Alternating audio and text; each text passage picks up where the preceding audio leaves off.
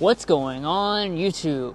So it's safe to say that the Toyota Grand Highlander has made quite the splash, quickly becoming a standard that many of the rivals are compared against. But now we're already entering into the second model year, and Toyota is adding a host of new features, including 2 new trim levels. So, what's all new for 2025, and how does this stack up against rivals such as the Honda Pilot? Well, let's go ahead and find out.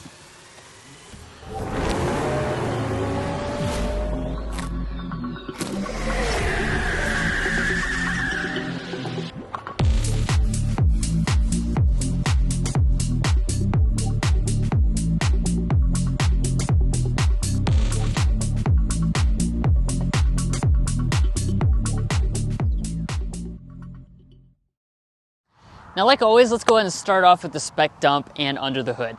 Now, the Grand Highlander has 3 distinct powertrains. We'll talk in detail about them later on, but this one here is the Hybrid Max setup.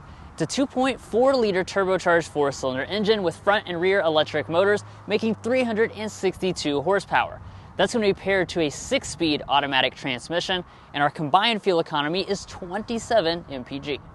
Now, the base price for the Grand Highlander has actually been reduced significantly this year. $3,000 less, $40,000 is your base price. And if you're looking to buy one or any new vehicle, we would encourage you to go to carconfections.com/newcarquotes to get the best price. Now, of course, we'll also be taking this out for a spin, discussing those other powertrains, and then after that, also talking about resale and reliability. But let's go ahead and close up the hood so that we can get into those 2025 updates. Now, you just heard Mason mention that the base price decreased for 2025, and that is because Toyota is now introducing a new trim level at the low end. It is the LE trim level. Obviously, that's going to be below the XLE and serve as your base trim level. They're also adding in a new trim called the Nightshade, and that's going to be more of a mid-level trim level. So you're going to now have those 2 additional trims for 2025. Now, in terms of the overall design, of course, this is a brand new model, so it's got the latest Toyota design language. Certain elements are going to change depending on which trim level you choose. Hybrid Max models, for instance, will get that accent down there at the bottom. The new Nightshade is going to black out all of the shiny bits. Let's take a look at our headlights next. If you get the limited trim or above, you're going to get this premium LED lighting arrangement. As you can see, we've got the projector LED headlights right there. You also have the daytime running light and turn signal indicator running across the top there, both LED, and fog lights down in the middle. And then as far as the back is concerned, it continues with a pretty boxy shape. Yeah, and let's go ahead and break down some of the individual features. We have a spoiler up top, rear wiper, Grand Highlander is spelled out across the back, and then Drew's hopping inside to see if all the taillight elements are LED. As you can see, we have an LED brake light, LED reverse light, and LED turn signal indicator. I also like that the top brake light goes all the way across the back. Now, as far as other design touches, we have a matte black and silver rear bumper. If you choose the Hybrid Max, like what we've done, you get the dual exposed exhaust outlets, and you can tow 5,000 pounds. If you choose the regular hybrid model, that's only 3,500 pounds as your max towing. Now, moving into the wheels, all but the base 2 trims, the LE and the XLE, will come with 20-inch alloy wheels. However, there's going to be a lot of different finishes that you can get depending on the trim you select. On this model, as you can see, we've got the nice contrast finish, so we got the shiny bits and dark accents. I think this looks really, really nice, especially with the red paint.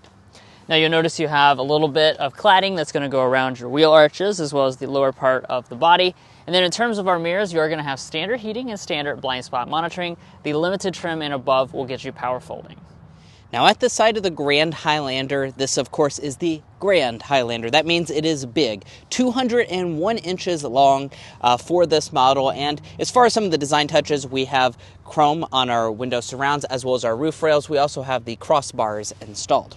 Now, as far as your safety systems are concerned, Toyota is going to give you every single one of those as standard equipment. That will even include things like adaptive cruise control. However, you do have to choose this top-end Platinum model if you want traffic jam assist.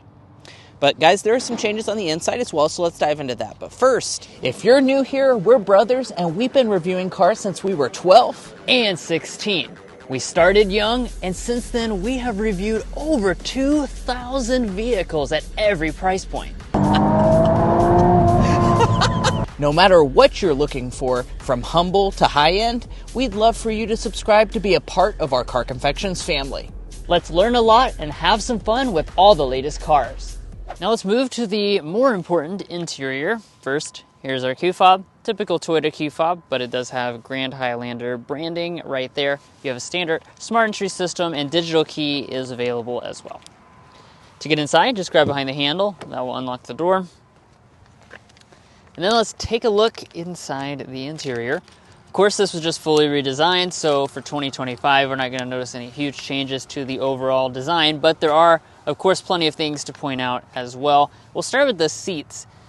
So you got a lot of different materials here, and this is one of the things I do want to mention is the fact if you get that new base LE trim level, that's going to get you a cloth seat. All the rest of the models come with either leatherette or a real leather. Since we've got the Hybrid Max, we actually get real leather with a suede insert through the center section for a little bit of a sportier design. The seats are going to be power adjusting. As you can see, we've got two-way lumbar support as well. This again will be a manual seat on the base trim level, and limited and above will get memory seats on the door trim.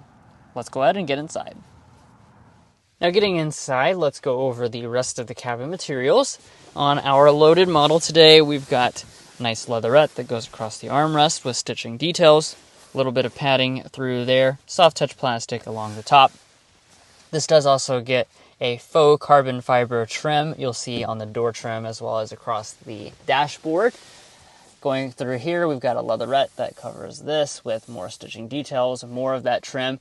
Be aware it does change depending on which version you get. You can get a faux wood on certain trims, and you can also get a new dark trim with the nightshade.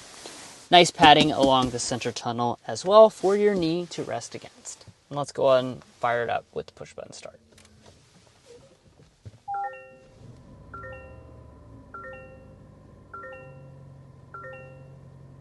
Now let's jump into some individual details of the interior. As always, we're going to start with the gauge cluster. There is a more basic gauge cluster available on the lower models. We've got the upgraded one that starts at the limited trim. It's 12.3 inches. It's fully digital, and you can reconfigure a lot of pieces of the design in the steering wheel controls. Now, if you want a head-up display, though, you'd need to choose this top model. This platinum trim level will throw that in. Pulling back to the steering wheel, we have a nice leatherette around it. We got those same bronze accenting for the Hybrid Max. You have rain-sensing wipers, and the wheel itself is manual tilt and telescoping. Heating is going to be included on the limited trim and above as well. But you get a big crossover like this because you want a big amount of storage, and Toyota knows that, so they include it. When I slide back that, you're going to notice inside our center console, we've got a lot of stuffed donuts. That's because here at Car Confections, we like to put these donuts in the console to check the volume. Well, actually, we poured all of them inside of here. That's right. It hit the maximum 2 dozen donuts with space to spare. So that is passing this test with flying colors, that's for sure. Now, you still have more storage, though. You've got your 2 cup holders. You've got another giant pit right there. You've got a large area up here in the front, all but the base model use that as a wireless charging pad. You have another passenger storage shelf and dedicated USB connections all in this area. So overall, just extremely impressive with the amounts of storage you have. The shifter itself is very small and compact. You just go down for drive. You've got paddle shifters on the steering wheel. When we go into reverse, here's the 360-degree camera system. This is actually standard on just this platinum trim level, but it is available on some lower models. And you've got that overhead view as well as the active trajectory. Just press the P for park. Your electronic parking brake with brake hold is located right behind that. And then also in this area is where you'll find your drive mode controller. Rising above, we've got our climate controls next. Of course, this is a 3-zone automatic setup that's included on all models. Toyota makes this super simple. You just have these big old knobs here to adjust your temperature up and down and all the various settings associated with that. Also inside of this panel is where you'll find your 3-stage heated seats. That's included on all but the base LE trim. And then ventilated seats start at the limited trim level. So most of the trims are actually going to get those ventilated seats. Up above, we have a volume knob. Again, 2 different audio systems for this. We have the JBL with 11 speakers, and let's give it a sample right now.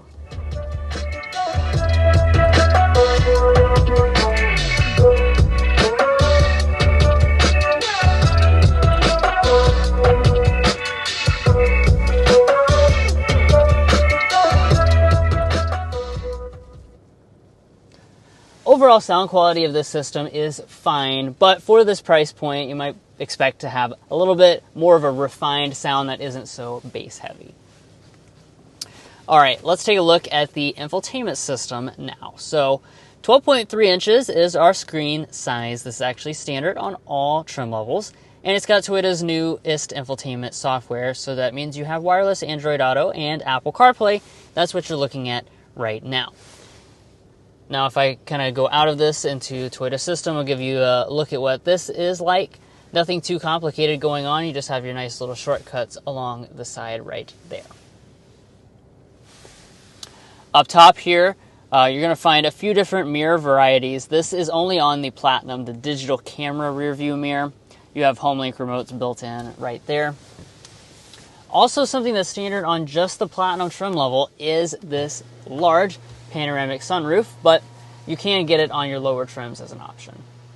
But let's talk about the Grand Highlander's rear areas, because arguably this is even more important than the front area. We'll go ahead and start with space. So we're sitting at 39.5 inches of legroom, 38.5 inches of headroom. Those are very good space figures. It places it as one of your larger options in this segment. Now, I brought along the official Car Confections ruler. The reason I do that is because I'm 5'9". This seat is adjusted to Drew, who is 5'8", and we'll see how much additional knee room we have. About 8 inches is what you can expect. Also, my feet can easily slide up underneath of the seats, and these seats do slide forward and back. There are a couple different levers on the side. They can actually slide all the way to touch the seat, which is super useful if you have a kid that you need to easily access. And then we also have nice reclining feature as well. You'll notice that we have captain's chairs on this example. That's going to be an available feature on every trim level besides for the LE. The LE is locked into bench seating. So just be aware of that. You cannot get captain's chairs on the LE model. And if you do get captain's chairs, new for 2025, every single Grand Highlander will have this center console with the captain's chair setup. It has 2 cup holders inside. You also have a little bit of extra storage on the sides. And this is actually a fully removable console if you'd like to just go ahead and get rid of it. Now let's talk about other features. Here in the center we have our third zone of climate. Additionally, if you choose a limited trim or above, you'll get the heated back seats. Platinum exclusively adds the ventilated back seats, which is a pretty rare feature for this class. 2 USB-Cs on each side, and we also have a household outlet down below. Now, if you look over at the door trim, it's going to be nicely done. We have rear window sunshades, and the materials are pretty good. Soft touch on the upper part. It's leatherette through the center section, and then leatherette in the armrest portion. We also have quite a bit of door storage. But one of the best things about the Grand Highlander is the third row, so let's go ahead and check it out. In order to get back there, you just grab that little lever. That's going to allow this seat to slide out of the way. And getting into the rear, very nice. We are sitting at about 33.5 inches of legroom in the Grand Highlander. Those are very good space figures. This seat is slid all the way back in its tracks. Like I said just a minute ago, I am 5'9" for reference, and I still have about 2 inches of additional knee room to spare. My feet can also slide up underneath of the seat, and overall thigh support is pretty darn good for this segment. This is going to be really one of the best third rows that you can get in the entire class. Now, as far as features are concerned, we have, it looks like about 3 cup holders on each side. There are a ton of cup holders. We also have USB ports as well, and we have vents that come out of the ceiling. So really quite a nice third row. As far as how it ranks on our third row rating scale, I'm going to say this is fit for adults. And now let's check out the cargo area. If you choose a limited or above, you'll have the hands-free power tailgate.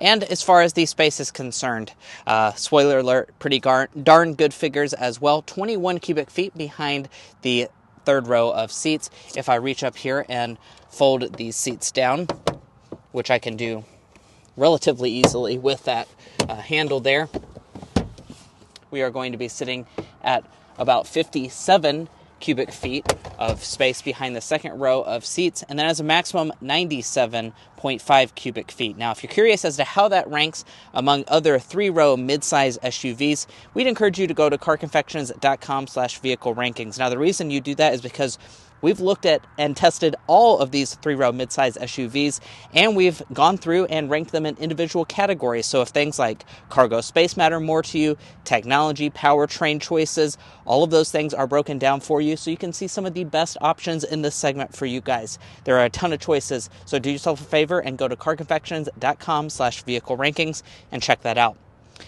Now, in order to fold all the seats down, there are not any handles, so I will have to go up there to the second row and do it manually.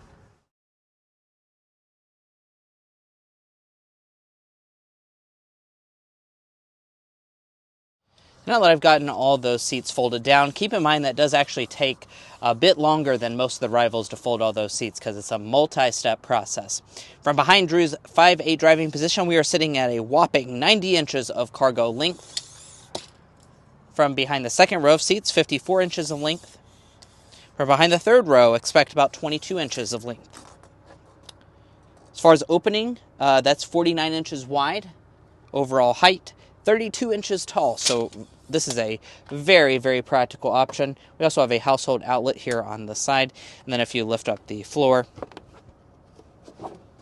there is no spare tire.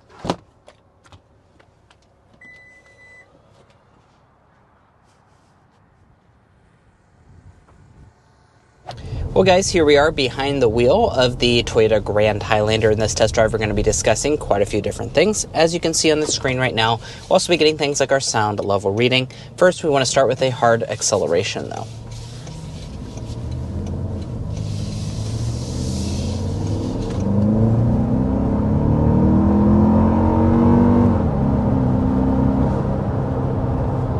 And that's how fast you get to 60 miles an hour climbing up a hill.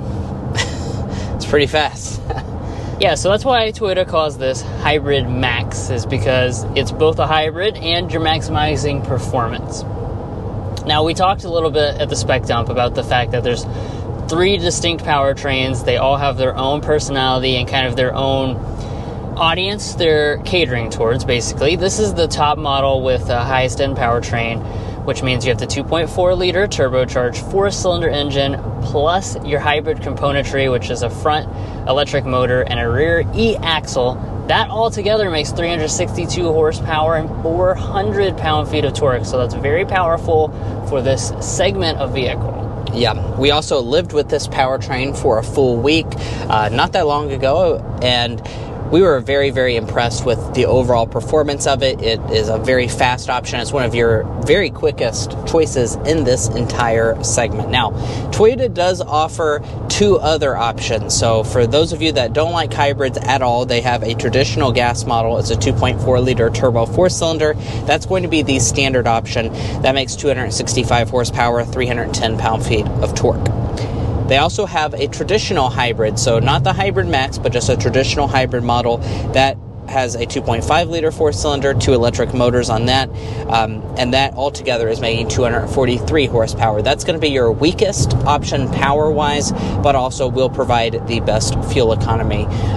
It's worth noting that new the new Nightshade trim level, is this powertrain exclusively, so the standard hybrid model. Now, as we lightly accelerate up this hill, let's talk about the other main element of the powertrain. That, of course, is the transmission situation. The 3 different powertrains have 3 different transmissions. 6-speed automatic is what you have with this Hybrid Max model. You have a eCVT on the traditional hybrid, and then an 8-speed automatic with your 2.4-liter turbo. Yeah, now power is going to be routed to the ground via the front wheels or all-wheel drive. And let me just go ahead and hit those fuel economy figures so you can have a better picture of which one might be the best fit for you. The traditional gas model with all-wheel drive comes in at 22 miles per gallon combined. If you choose the hybrid model with all-wheel drive, the regular version, 34 miles per gallon combined. So very good fuel economy. That's the best that you can get in the Grand Highlander. And then you have the Hybrid Max, which is all-wheel drive exclusive, 27 mpg. So this is kind of the middle ground fuel economy wise, but does provide the most power. Now, when you accelerate, you might notice that it has kind of a burly noise. That is kind of a synthetic sound, basically, that Toyota brings through the speaker system. But that being said, I don't mind it. It's not overbearing or anything. It just kind of makes you feel like you have a bigger displacement engine under the hood. Now, we don't have any curvy roads really on this route, but I just want to mention the dynamics a little bit. Obviously, this is a fast SUV in this segment, but it's not really designed to be super sporty per se. That being said, it's relatively agile when you go out on a back road and feels pretty maneuverable given its size. And let's go ahead and talk about ride quality as well. That's, of course, very important for a family hauling package like this. The Grand Highlander has really good ride quality. Like I said at the very beginning of this test drive, we did live with one for an entire week, and over the course of the week we found it to be a very compliant ride. It does a great job of soaking up the big bumps before they make it into the cabin. I will say it does maybe even have a little bit of a sportier characteristic ride-wise than some of the other rivals. Things like a Hyundai Palisade may have a little bit of a softer sprung suspension, but overall I think you're going to be very, very happy with the ride quality on this model. And now there's a couple rivals that are offering 22-inch alloys. This one being at 20 inches does benefit the ride as well. All right, and we are going to speed up to 55 miles per hour so we can get our sound level reading. We'll go ahead and toggle it to fan speed 1, and the rear climate is off. See how quiet it is.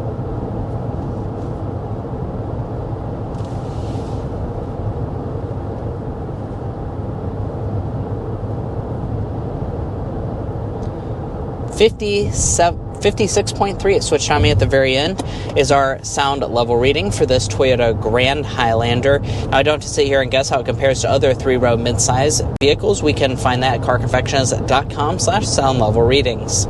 And that is going to very much put this in the middle of the segment when it comes to quietness in the cabin. I do also want to point out that we have those crossbars installed on the roof, so that's something that normally negatively impacts your sound into the cabin. So if you would like a quieter cabin, maybe do not choose that option or remove them when you're not using them.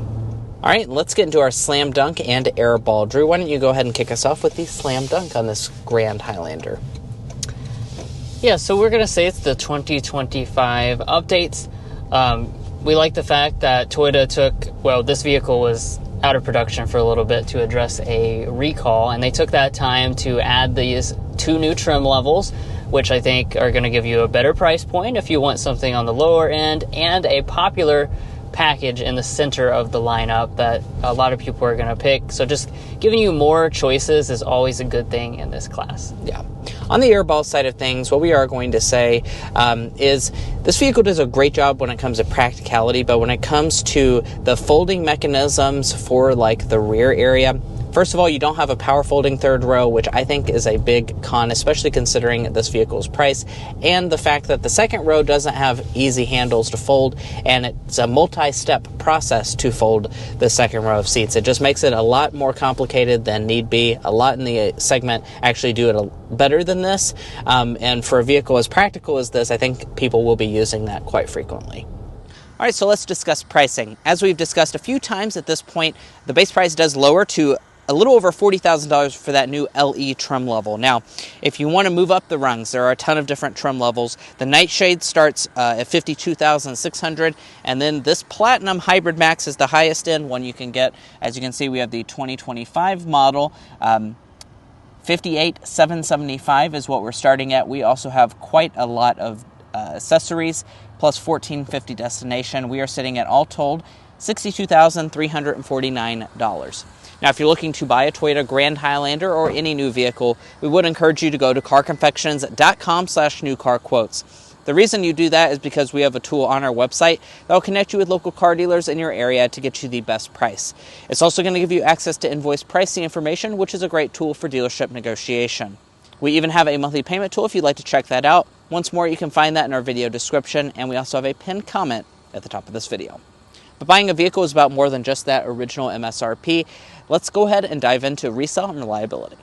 First up, let's talk about resale value. As an economics graduate myself, Drew and I took the time to develop what we think is a good estimate for this Toyota Grand Highlander's potential resale value. We estimate that after 5 years and 60,000 miles, it'll be worth 64.5% of original MSRP, and after 10 years and 120,000 miles, 41.1%. Now, it's worth noting that is really impressive resale values. It's one of the very best in the 5-year metric, and it's also one of the very best in the 10-year metric as well. Now, we've also done the same for reliability by developing the Combined Reliability Index. This takes into account several studies on reliability from trustworthy sources and combines them in a way that gives you a more holistic picture. And we just updated it with the latest 2025 data. In this regard, Toyota retains its #1 slot among all other vehicle brands. Now, if you'd like to learn more about our resale values, reliability data, or our methodology, be sure to go to carconfections.com/resale and carconfections.com/reliability. Buying a new vehicle is a very big decision, so you want to make sure you're making a smart purchase, especially if you're cross-shopping between different vehicle brands. Now, lastly, your warranty is a 3-year 36,000 mile basic, 5-year 60 powertrain. You do also get 2 years and 25,000 miles of complimentary maintenance. And guys, that's going to wrap up our in-depth review of the 2025 Toyota Grand Highlander. If you enjoyed watching this video where we talk about all the 2025 changes and enhancements Toyota has made, we'd really appreciate it if you hit that subscribe button down below. By subscribing, you help us to make more videos like this, and you're also going to be a part of our Car Confections family. And if you're already a part of our family, thank you so much for your continued support. We'll catch you next time as we sample more of the latest automotive delicacies.